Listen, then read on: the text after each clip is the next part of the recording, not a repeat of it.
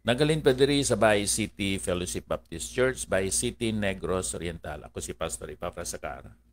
Nga karon nagapastor usab sa Dumaguete City Cornerstone Baptist Church, kauban ni Pastor Raydan Mayungge de Rizzo.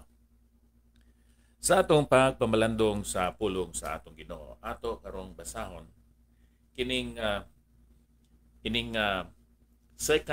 Corinthians chapter 5 verse 18. Ini tanan gikan sa Dios nga nagpasiguli sa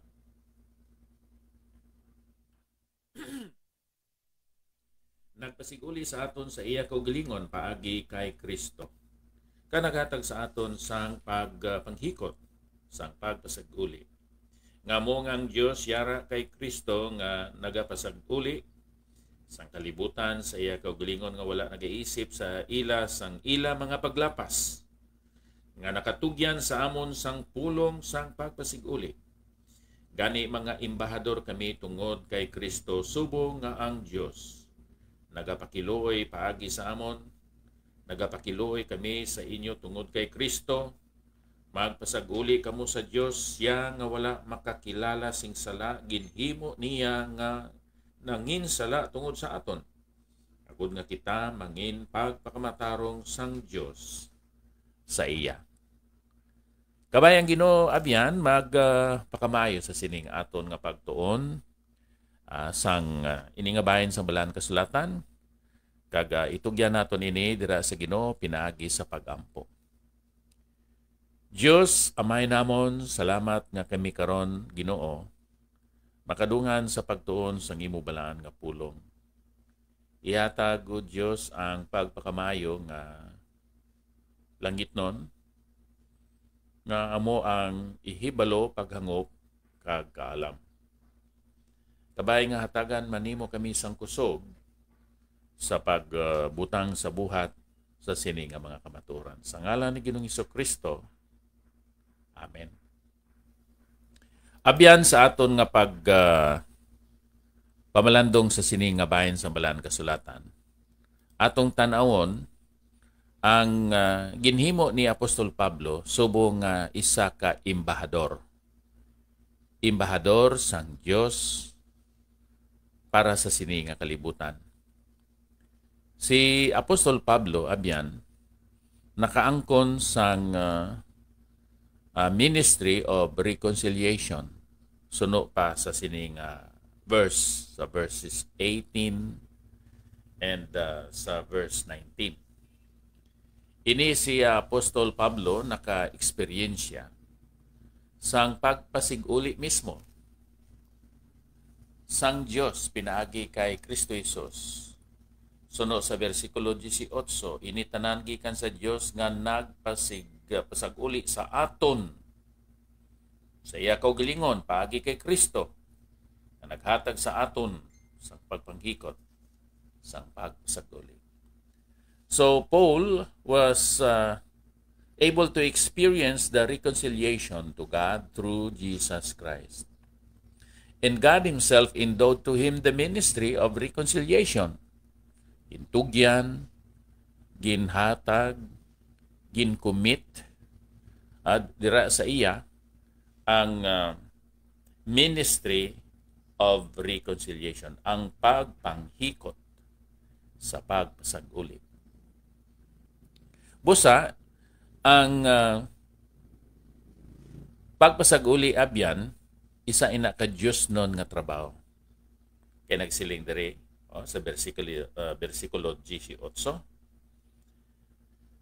Initanan gikan sa Dios nga nagpasaguli sa aton. So reconciliation actually is the work of God in Christ. Trabaho ini sang Dios dira sa kay Kristo. Sa aton nga panahon karon ang trabaho sa Ginoo para sa sini nga kalibutan ginatugyan niya dira sa kay Kristo. Kag si Kristo subong ulo sang iglesia. Paambit ini sa iya lawas nga amo ang iglesia sang ministry of reconciliation. Busa aton na higugmaon, talupangdon ang kamatuoran, nga mangin fruitful and meaningful ang aton pag-alagad sa Dios. Ang aton pagpakigbahin sa sining ministry of reconciliation dira mismo sa iglesia. So this is not merely a divine work, this ministry of reconciliation. This is a delegated work. Gintugyan ini sunod diri sa kay Apostol Pablo. Ini tanan gikan sa Dios nga nagpasiguli sa aton sa iya kaugalingon paagi kay Kristo nga naghatag, nag-indo, nag-commit, naghatag sa aton sang pagpanghikot, sang pagpasaguli. So ang Ginoo sa sini nga kalibutan naghatag sang sugo, nagdelegate, nagkomisyon sa mga Kristohanon subong nga sakop sa iyang iglesia sa pagwali, sa pagpalapnag, sa pagpahibalo, sa pagtudlo nanungod sang reconciliation nga ginplano sang Dios nga may para sa kalibutan, para sa mga katawan. Wala niya ini gintugyan abyan sa mga may abilidad kag may gahom nga mga manugtunda o kon angheles. Sa aton nga panahon karon, agod nga makakadto kita sa aton outreach centers, nagkinahanglan kita nga magsakay. Kag siguro lakat, magasakay sa baruto o kon sa sakayan. Magasakay sa tricycle agod nga makakadto kita sa aton mga outreach centers sa pagwali sa sining maayong balita sa pagpasaguli. Hapos lang tani sa aton huna-una kung gintugyan niya ini sa mga manugtunda. Pero ang mga manugtunda hindi sila makawali na nungod sang redemption, sang katubsanan sa aton nga mga sala. Kay sila mismo wala na ka-eksperyensya sang pagpakasala. I'm referring to the good and holy angels of God. Gintugyan niya ini sa mga tao nga naka-eksperyensya sang sala pero naghinulsol kag nagsalig sa kay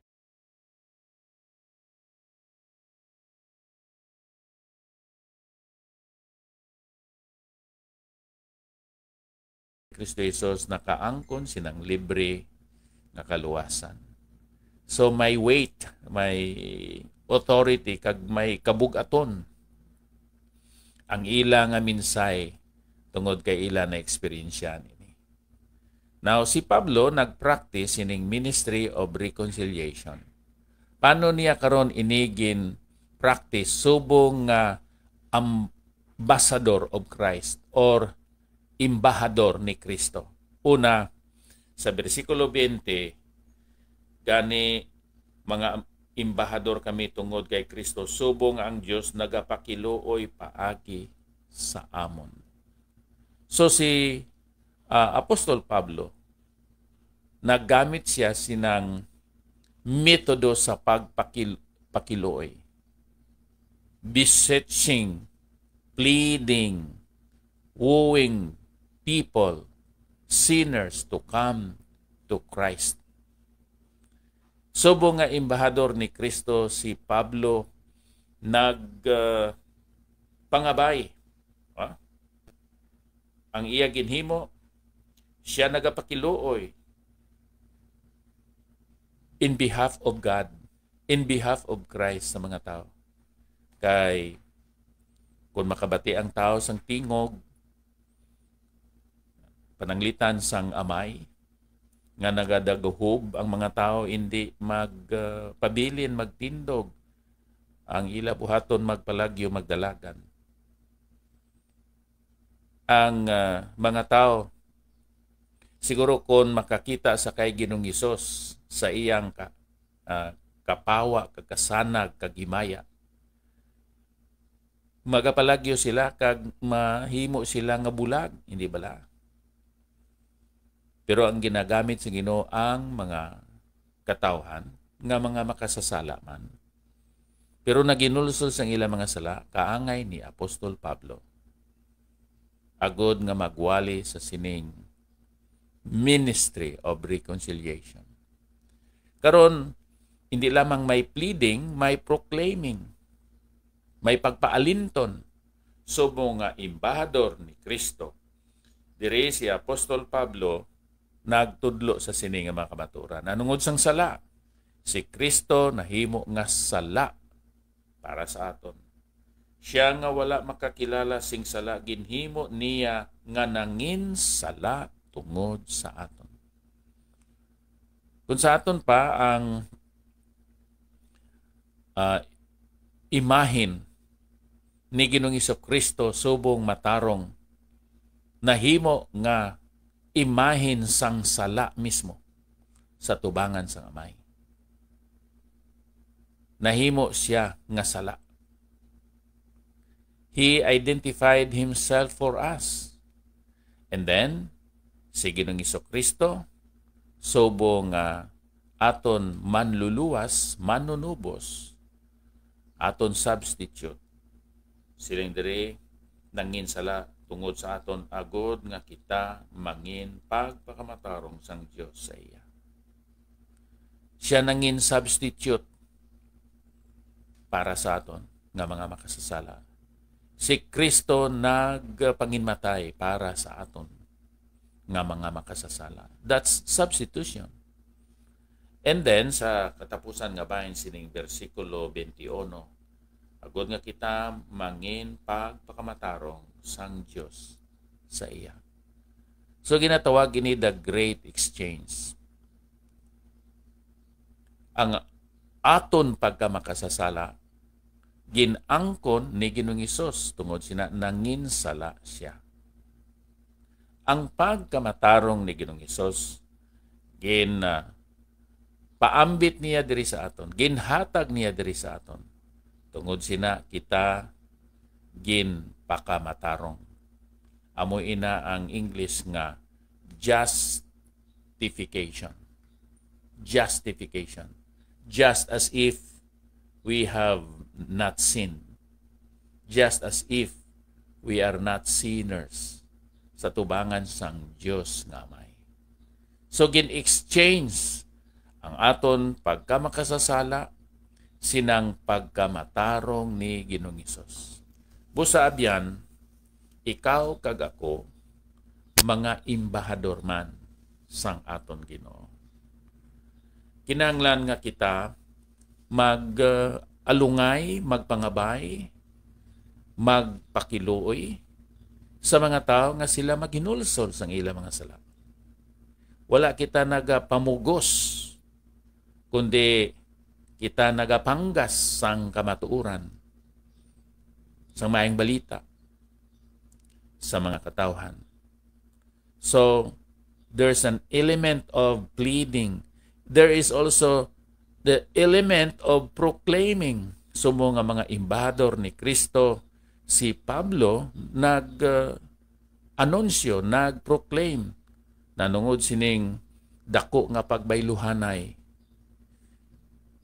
Ang aton nga mga sala, ginbubo, ginangko ni Ginoong Hesus.